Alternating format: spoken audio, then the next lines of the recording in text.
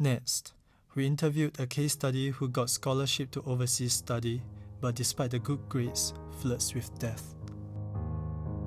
I was 15 years old then. I had a friend who grew up with me. We were in love. One day, we got into a car accident.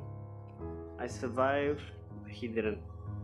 I became depressed and I tried to escape from the pain.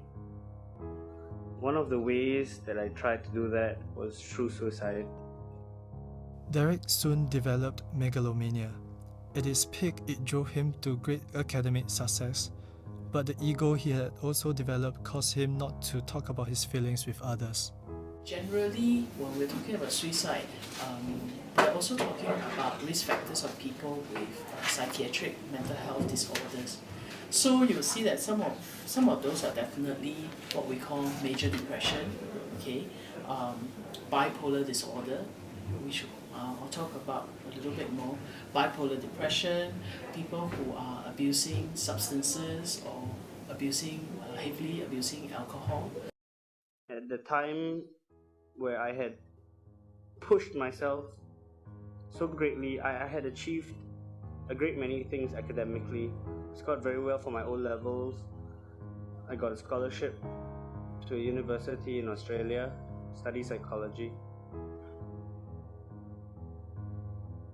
I couldn't support myself mentally or emotionally, and I started drinking and smoking quite heavily as well.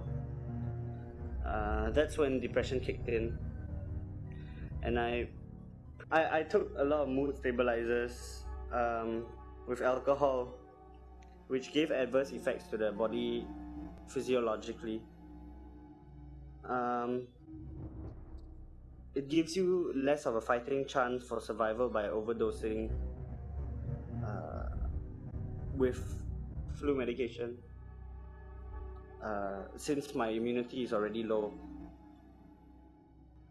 People who have accomplished great things don't always lead a fine life. Too often, many young people are broken inside. For this section, we interviewed several close friends who didn't know better about their friends' suicidal tendencies. We were both close friends and as well as working buddies in our CCA. He was always taking charge of everything and always did the best for everyone, even if it meant putting himself in a tough position. Although he was the top scorer in his marks, he wasn't that good when it came to handling projects. He was someone who took everything upon himself. Projects and exams had then caught out of him, and he could no longer take the stress, and that's why he jumped. I might kill myself. It must have been such a painful experience to have lost a soulmate, someone you're so close with and so in love with.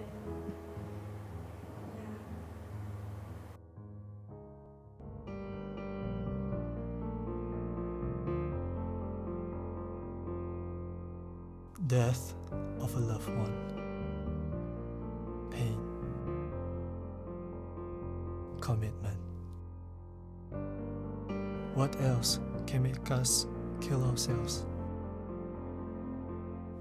When they're young, learning maybe not helpful ways to cope with problems. So for example, if they grow up with a family where people have contemplated suicide, okay, or that they're always coping with problems via taking drugs, alcohol, very hostile and things like that. So you might find that as a child, when you're growing up, that's what you have learned.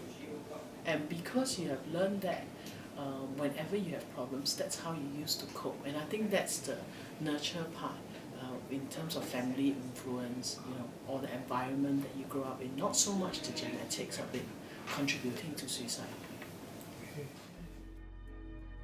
To me, suicide sometimes is the solution for my problems. And I attempted it twice last year. Life wasn't like this before, until that day. My student was kicked in his face and his parents threatened to sue me. I wasn't allowed to teach anymore. I should have ended my life then. It would have been so much better for me and the world. Guidance, decision, advice. the same with like all kind of shit that we face in life, you know. As in eventuality, life goes on, and it's true that in the end, it's only those who live are able to like live and tell the story and help others who are going through this kind of things.